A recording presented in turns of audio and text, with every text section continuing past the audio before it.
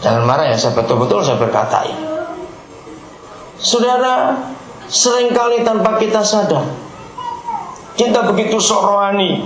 Bahkan ada berapa gereja yang berlomba-lomba untuk puasa, menang-menangan berapa hari. Kamu berapa hari? Aku 2 minggu kalah, aku 3 minggu kalah, aku 40 hari, aku kalah semua. Aduh.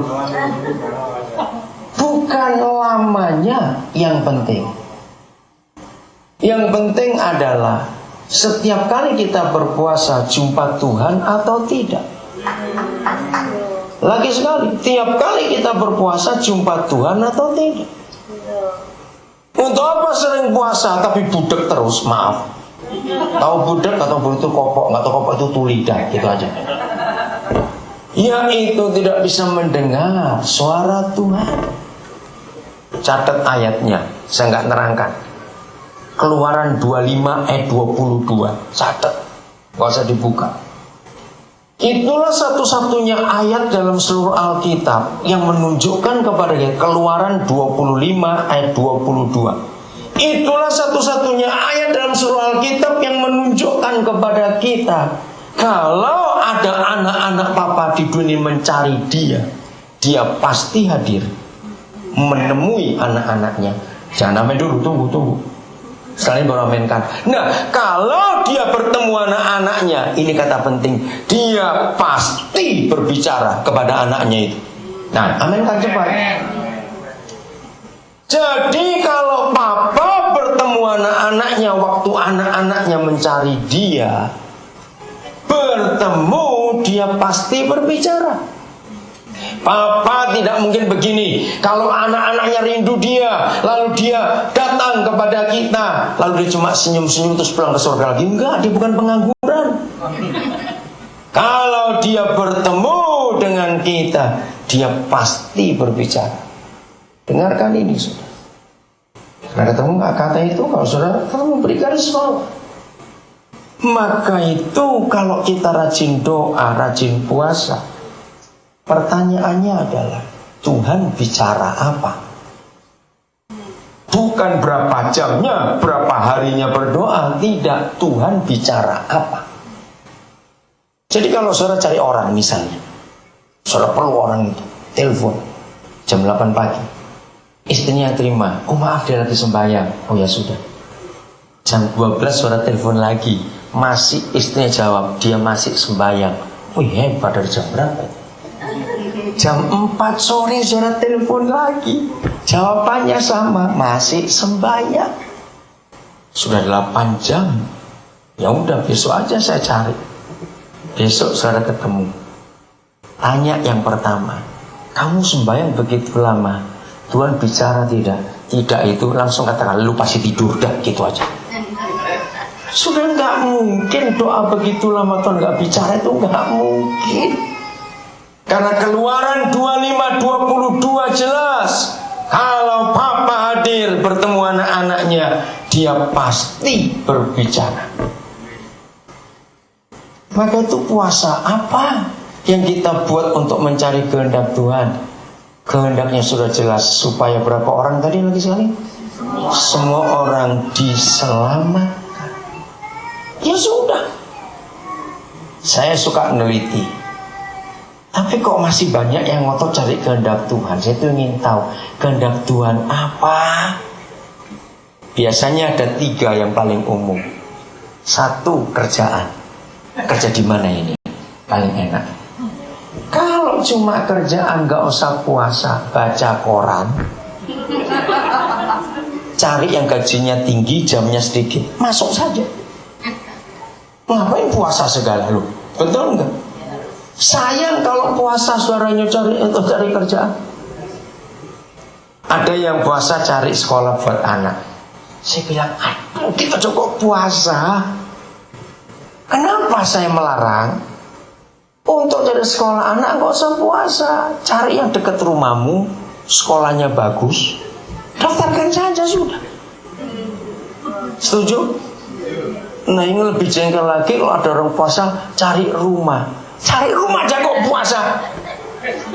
Kenapa saudara? Nanti kita akan lihat.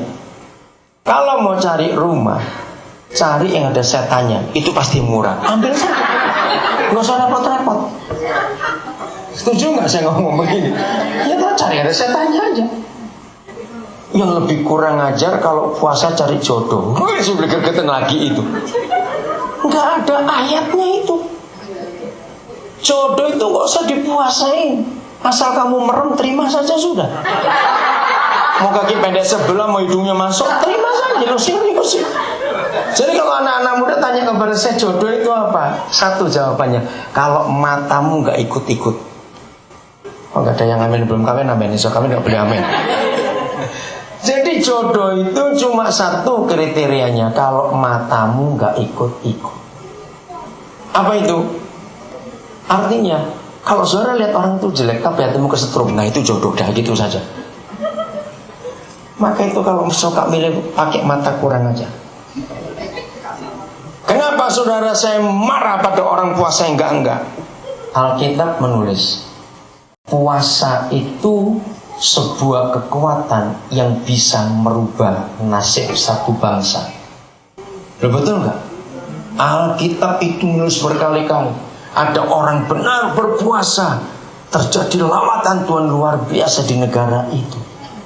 Baik Alkitab maupun sejarah gereja. Bayangkan kekuatan sedahsyat itu dipakai untuk cari sekolah anak, cari kerjaan, cari rumah, cari jodoh, kan kurang ajar, betul. Istilah yang Roh Kudus berikan kepada saya adalah gini, saudara mau bunuh seekor nyamuk di rumahmu tapi pakai nuklir, Tuhan goblok. Coba pikir itu baik-baik. Ngerti kebenaran ini? Ayo yang rajin puasa pikir mulai hari.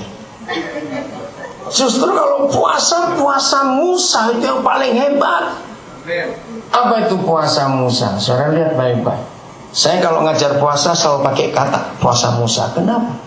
Waktu Musa dipanggil Papa naik ke gunung itu, Papa nggak bilang puasa yang 40 hari, enggak. Papanya bilang, Musa naik, aku perlu kamu. Musa tidak tahu kalau itu bakal 40 hari, dia tidak tahu. Jadi ketika Musa berjumpa dengan Papa di Gunung Sinai, itu dia rasa baru berapa menit. Jadi 40 harinya itu tertelan habis dalam hadirat yang Maha Kudus. Jadi puasa Musa itu puasa yang benar. Maka itu kalau puasa kita tidak beda seperti puasa agama lain, apa gunanya kita jadi anak Bapa di surga ditebus oleh Tuhan Yesus? Karena puasa agama semua di dunia ini bentuknya cuma satu, menahan lapar supaya Tuhannya kasihan. Ya udah, daripada mati kelaparan kuturutilah. Nah itu puasa agama lain. Kalau puasa kita bukan soal nggak makan dan nggak minumnya. Catat ini baik-baik. Lagi sekali puasa kita, anak-anak Bapa di surga, itu bukan karena tidak makan, tidak minum. Bukan karena itu yang dihitung oleh Bapa di surga. Tapi puasa yang benar menurut puasa Musa adalah begitu asiknya jumpa Tuhan, sampai lupa makan, lupa minum. Maka itu Kristen puasa tidak boleh kerja, harus ada di rumah atau di satu tempat menyendiri. Asik kita dengan Bapa di surga. Jadi Musa 40 hari itu gak tahu saudara. 40 hari itu seluruh kemanusiaannya ditelan habis dalam kemuliaan. Maka itu dia gak tidur, gak makan, gak kencing, gak minum, gak berak, gak mandi. Tidak semua. 40 hari. Itu hebat sekali.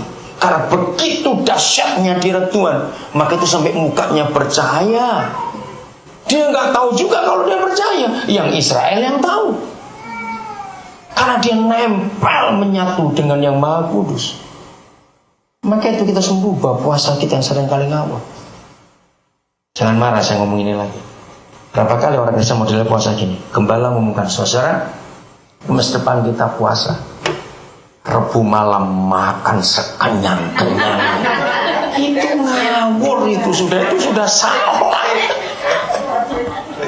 Justru kalau besok puasa sekarang makan kenyang-kenyang malah lapar besoknya. Karena digestnya itu sekian jam, energi habis. Banyak konsep yang salah yang kita alami dalam hidup.